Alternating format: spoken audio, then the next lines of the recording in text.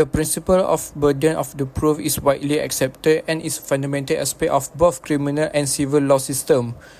It determines who bear the burden of proof, for what and what to extent, and to what standard evidence has to be produced.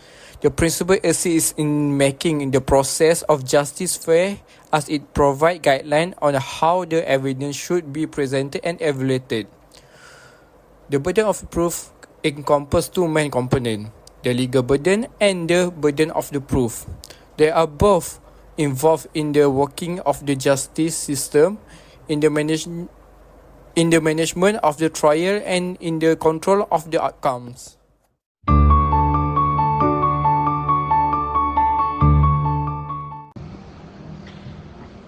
So the idea of evidential burden in criminal law relates to a party need to represent adequate evidence in support of their allegation or defense.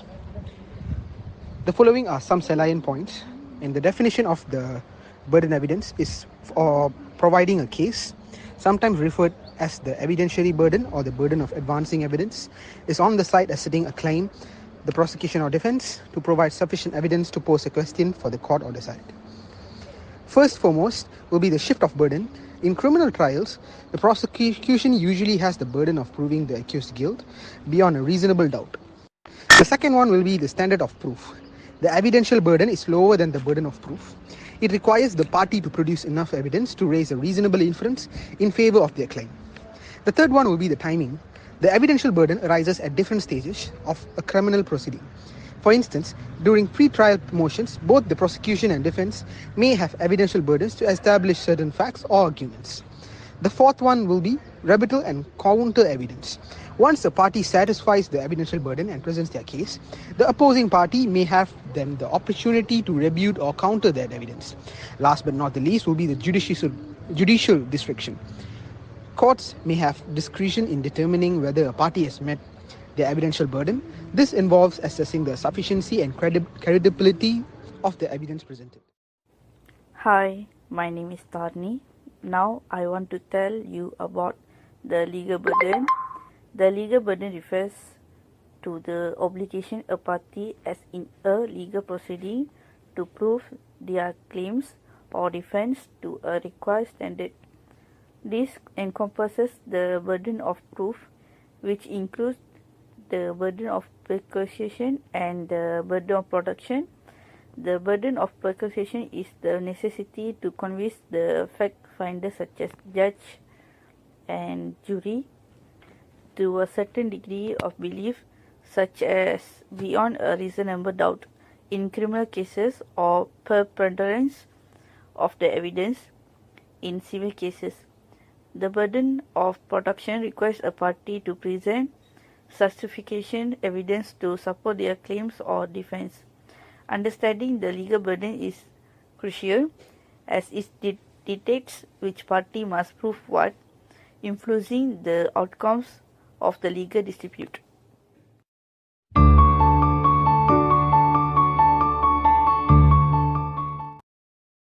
Hello, Thanos here, and I would like to talk about the key elements in prosecuting criminal cases, specifically focusing on the general rule, circumstantial evidence, and prima facie. Let's talk about general rule. So in criminal law, the prosecution carries the burden of proof. This means that we must prove that the defendant's guilt beyond a reasonable doubt. This standard is crucial to ensure that only those who are truly guilty are convicted. We achieve this by presenting evidence and arguments that establish the defendant's involvement in the crime. Now let's talk about circumstantial evidence. So it plays a significant role in criminal cases. Unlike direct evidence, which directly links the defendant to the crime, circumstantial evidence relies on an inference to connect it to the conclusion of fact. For instance, if we find the defendant's fingerprints at the crime scene or witness them acting very suspiciously around the time of the incident, these pieces of evidence build a case that supports their guilt indirectly. Though not as straightforward as direct evidence, can be incredibly powerful. When multiple pieces of circumstantial evidence are combined, they form a web of facts that point towards the defendant's culpability. It is the accumulation and interconnection of these details that often lead to a conviction. Now let's talk about prima facie. To establish a prima facie case, The prosecution must present enough evidence to prove each element of the crime. This means showing that the crime occurred, the defendant was involved, and they had the intent to commit it. If the evidence presented by the prosecution is sufficient to prove these elements, then the case can move forward to a trial. In conclusion, the prosecution role is to present a strong case that meets the high standard of proving guilt beyond a reasonable doubt. We do this through a combination of direct and circumstantial evidence and by establishing a prima facie case. Each piece of evidence is a part of a larger puzzle that, when assembled, clearly points to the defendant's guilt. Thank you for the time.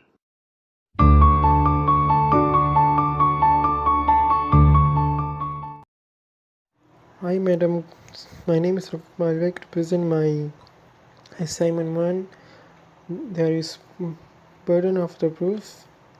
My part is a criminal case. There is 2 prosecutions and accused. I will explain the accused.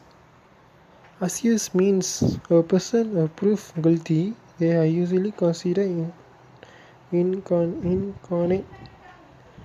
This incident that the prosecution has be the burden of the proving the accused guilty beyond a reasonable doubt. The general rules in the burden of the proof for each element of the offence against the accused rest with the prosecutions. And the third one, proving the particular facts. In some circumstances, it may be necessary to provide proof for each specific fact, such as the using of weapons. For the prosecutions need to present enough proof to provide these facts beyond a reasonable doubt. Alibi is about defense which is argue that way someone has with the someone else when the offender was done. And lastly, proving defense. The burden of the proof may rest with the accused and their threat and defense, such as insanity or self-defense. This burden, however, is often literally than that of the presuppositions. Thank you so much.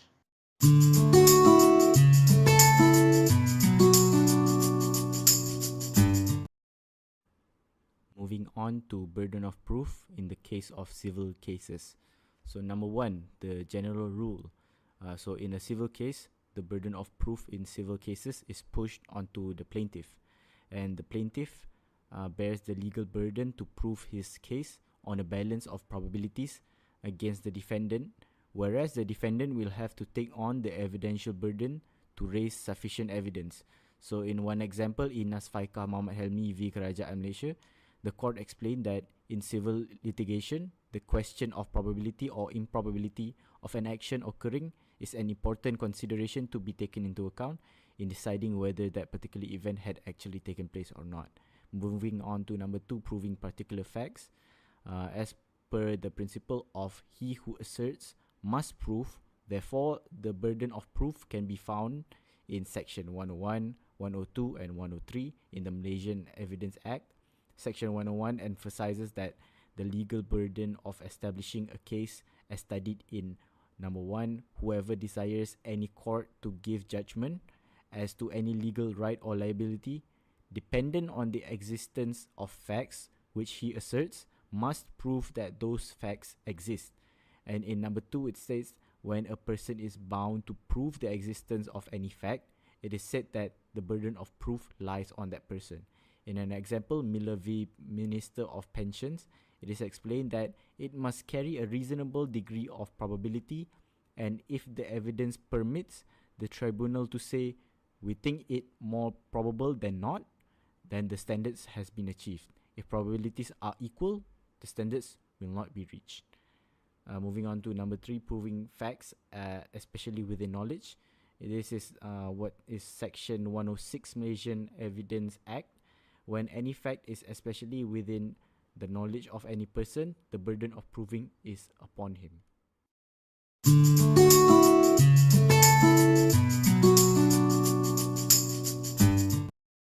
In conclusion, the burden of proof is one of the key principles of justice which deal with the manner in which proofs are given. Inevitably in criminal and civil matter, the burden of proof also offers a logical way of managing case by outlining the role of parties in proving distinct aspects of a case, while the legal burden provides the basic framework of how a case is made. The evidential burden makes sure all the points that need to be covered are covered.